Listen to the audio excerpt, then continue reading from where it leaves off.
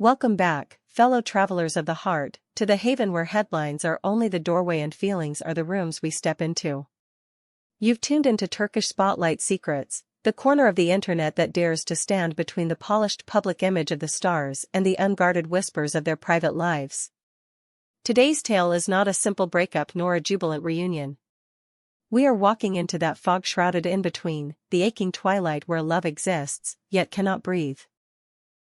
What follows is not a tabloid shriek, it is a living chapter, an unfolding novel made of tension, timing, and truth. If you have ever loved someone you couldn't hold, if you have ever waited at a station with no timetable, this will find the deepest part of you. Before we open the door to a hallway confession spoken under dim golden lights, please take a second to subscribe and join our inner circle here on Turkish Spotlight Secrets. Your support keeps us brave enough to dive beneath the glossy surface, and your comments turn this into a shared, human conversation. Tonight, prepare yourselves, the saga of Demet Özdemir and Can Yaman has stepped into its most fragile chapter yet. The stormy rhythm between Demet and Can has long outrun the boundaries of an ordinary celebrity romance. Their story has lived like a series scripted by destiny itself.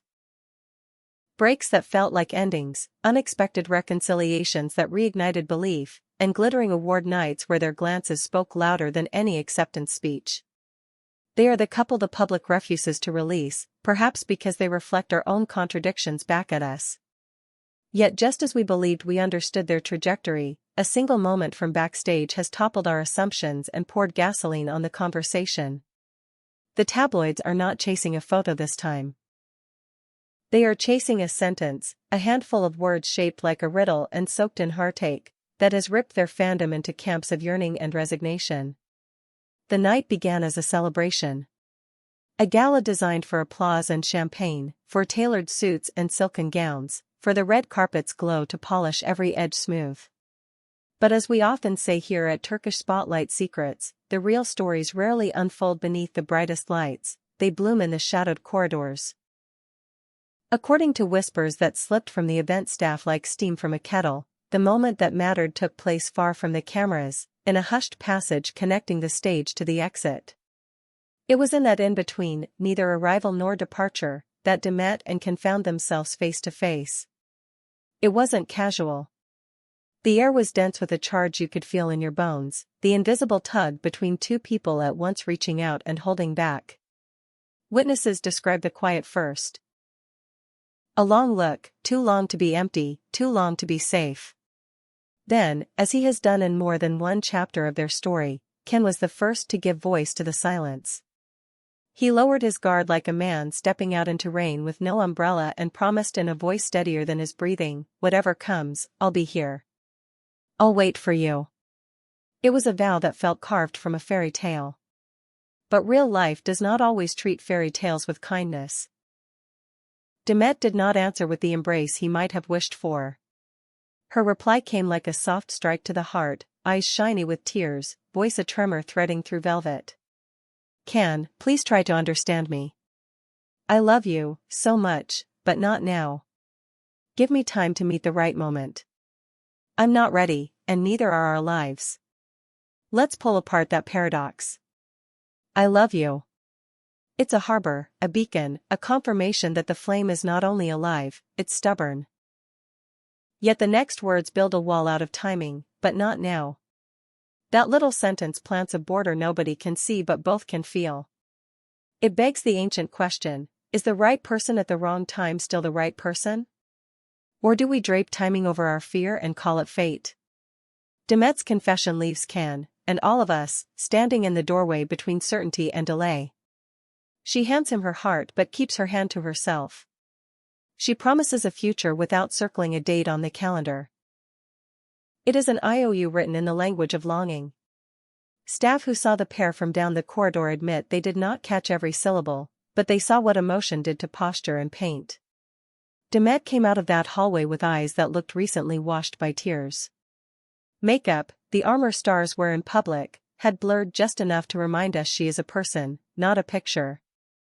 She slipped out of the flow of the evening and into the anonymity of backstage, speaking to no one.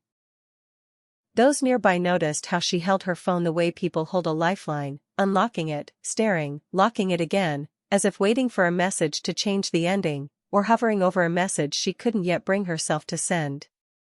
A murmur, only shared in VIP corners, adds an echo to this moment. A source claims they passed near Demet's dressing room when she returned. She stood in front of the mirror and took a long breath, the source recalls.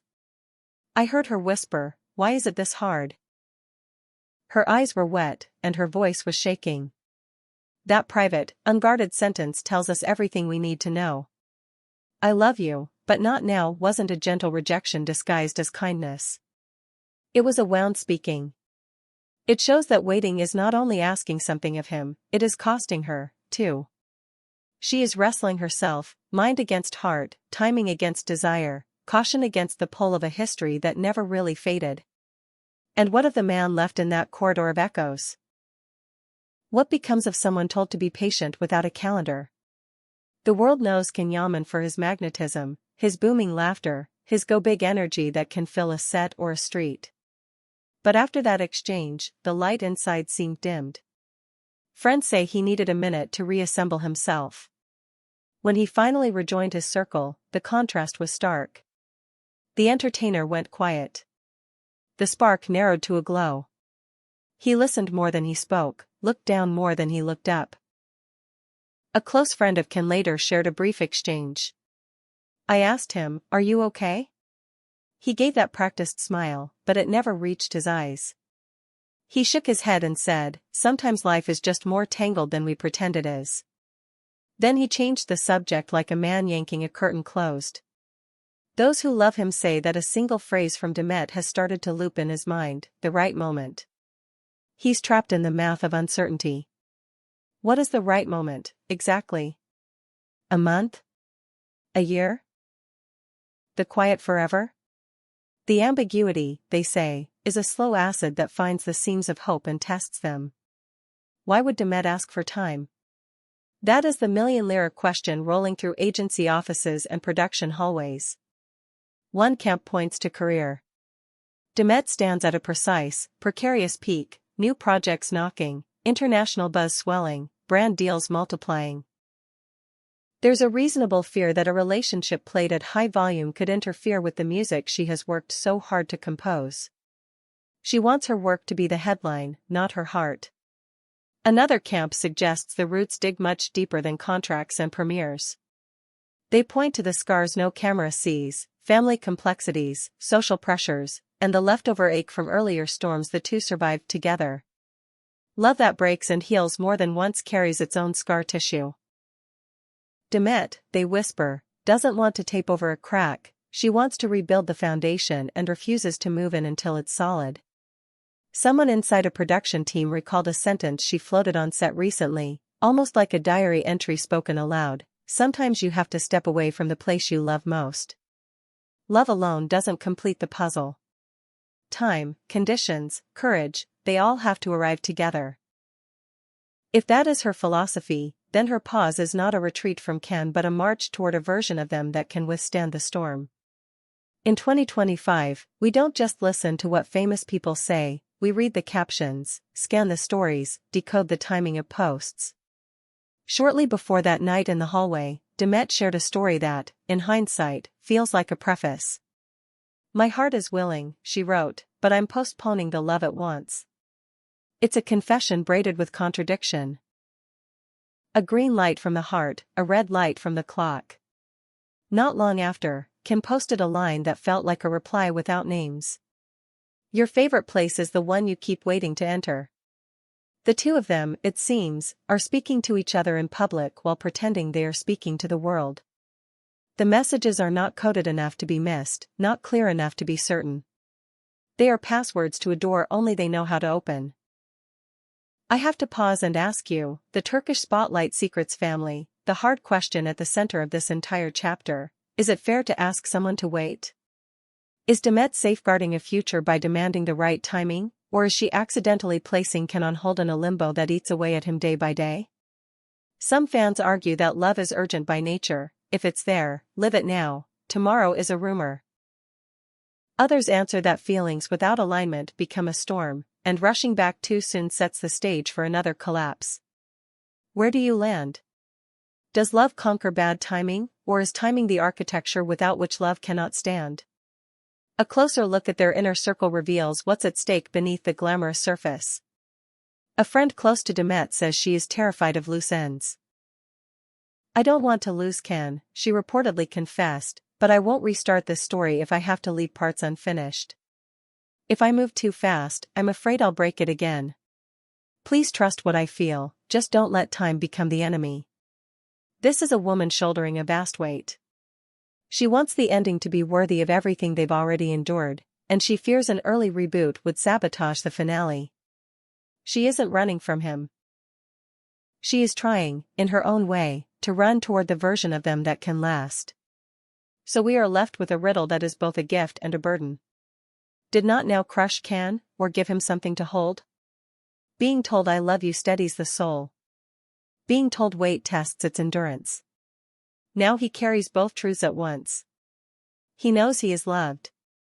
He also knows he cannot reach for that love yet. He stands at a platform with a ticket in hand, scanning a timetable that lists no arrival. Is the wait worth it? His quiet smile suggests he is trying to believe that it is. This is not a curtain call. This is intermission. We are only midway through a very long, very human play. We will be watching with care, reading between the lines of every caption, catching the ripples behind every public appearance, and listening for the next whisper that slips out from a set or a backstage corridor. When the right moment finally chooses them, or doesn't, you will hear it here first. If this deep dive into the geography of love and timing moved you, honor the courage it takes to feel this publicly by tapping like and subscribing to Turkish Spotlight Secrets. Turn on the bell, so when the clock finally aligns with the heart, you don't miss the sound. For those who want to help us keep pulling on these delicate threads, the join button is there, waiting. Until then, remember, sometimes the hardest act of love isn't opening your hand or closing it. It's holding on to hope with nothing but air in your arms, and believing that one day the embrace will return, full and certain, at precisely the right time.